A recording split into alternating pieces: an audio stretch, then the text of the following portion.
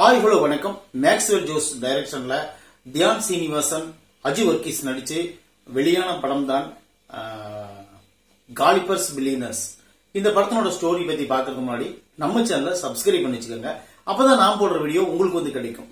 இது வந்து 2023 இந்த படம் ரிலீஸ் ஆச்சு. இது வந்து மலையாளத்தில் வெளியான ஒரு ஃபீல் குட் டிராமா. இந்த படத்தோட ஸ்டோரி பத்தி பாக்குறதுக்கு முன்னாடி நம்ம சேனலை சப்ஸ்கிரைப் பண்ணி வச்சுக்கோங்க. அப்பதான் நான் போடுற வீடியோ உங்களுக்கு வந்து கிடைக்கும். அதாவது இந்த படத்தில் நடிச்சுக்கிற விஜய் அண்ட் தாஸ், இவங்க ரெண்டு பேரும் ஒரு க்ளோஸ் ஃப்ரெண்ட்ஸ். அதாவது தியான் சீனிவாசனும் அஜி வர்கீஸும் நல்ல க்ளோஸ் ஃப்ரெண்டு. இவங்க ரெண்டு பேரும் என்ன பண்றாங்கன்னு பாத்தீங்கன்னா, ஒரு தொழில் ஆரம்பிக்கலாம், நம்மளுக்குள்ள ஒரு பிசினஸ் ஆரம்பிக்கலாம் அப்படின்னு சொல்லிட்டு என்ன பண்றாங்கன்னா, பேங்க்ல இருந்து கடன் வாங்குறாங்க. பேங்க்ல இருந்து கடன் வாங்குறவங்களுக்கு அந்த பேங்க் லோன் கட்ட முடியறது இல்ல. அப்புறம் என்ன பண்றாங்க பாத்தீங்கன்னா, அந்த பேங்க் லோன் கட்டுறதுக்கு வேற இடத்துல இருந்து கடன் வாங்குறாங்க, அதையும் கட்ட முடியறது இல்ல. இப்ப என்ன பாத்தீங்கன்னா, தொடர்ந்து அந்த ஊரு பூரா கடன் வாங்கி வச்சிடறாங்க. கடன் வாங்கி வச்சோன்னா அவன் போன் பண்ணி இவங்களை டார்ச்சர் பண்ணிட்டே இருக்கிறான். என்னன்னா, இவங்க ஒரு ஆப் கண்டுபிடிச்சுக்கிறாங்க. அந்த ஆப்பை நல்ல விலைக்கு விற்கணும். அந்த ஆப்ல என்னென்ன பெனிஃபிட் இருக்குதோ எல்லாத்தையும் எடுத்து சொல்லி இது பண்ணணும். அதுக்காக ஒரு ரூம் எடுத்து தங்கியிருக்காங்க. அங்கதான் எல்லா செக்மெண்ட் இருக்கு. இப்ப என்ன வந்து பாத்தீங்கன்னா, இவங்க ரெண்டு பேர்த்துக்கும் சரியான ஒரு வேலை இல்ல. இவங்க வேலை செய்யற இடத்துல சம்பளமும் வர்றதில்ல. இந்த ஆப்பும் சக்சஸ் ஆகல, கடனும் கட்ட முடியல. இவங்க என்ன பண்றாங்கன்னு பாத்தீங்கன்னா, இப்போ வந்து மேரேஜ் லைஃப்குள்ள போறாங்க.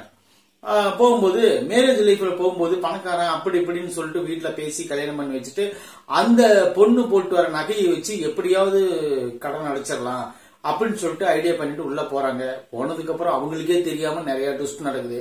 இதுதான் இந்த படத்தினுடைய மொத்த ஸ்டோரி. இந்த படம் அதாவது காலிபர்ஸ் ஆஃப் பில்லியனர்ஸ். இந்த கதையை கேட்ட உடனே சரி ஏதாவது ஒண்ணு சொல்ல போறாங்க அப்படின்னு சொல்லிட்டு நம்ம எதிர்பார்த்துட்டு இருந்தோம். ஆனா இந்த படத்துல வந்து ரொம்ப எதுவுமே கிடையாது. இந்த படம் வந்து ரொம்ப சுமாரான படம் தான் அப்படின்னு சொல்லிட்டு நான் ஒபீனியனா சொல்றேன்.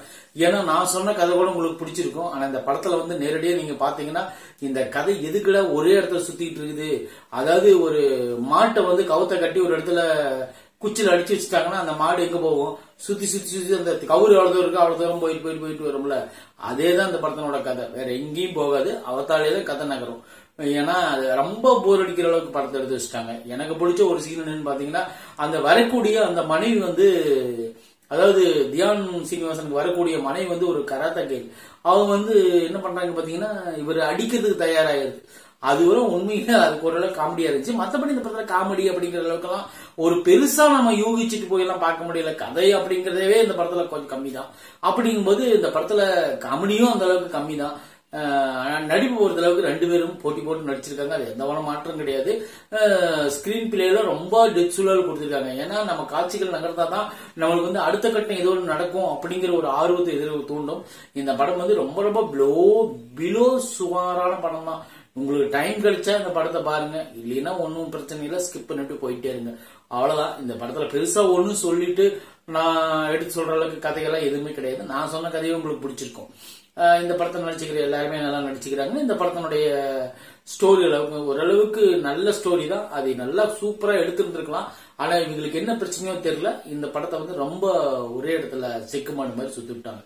அவ்வளவுதான். இந்த படத்தை பார்க்கணும்னு நினைச்சீங்கன்னா கண்டிப்பா போய் பாருங்க உங்களுக்கு டைம் கிடைச்சா. மற்றபடி பார்க்கலன்னு நினைச்சாலும் ஒன்றும் பெரிய ஒரு விஷயம் இல்லை. அவ்வளவுதான் நான் சொல்றது.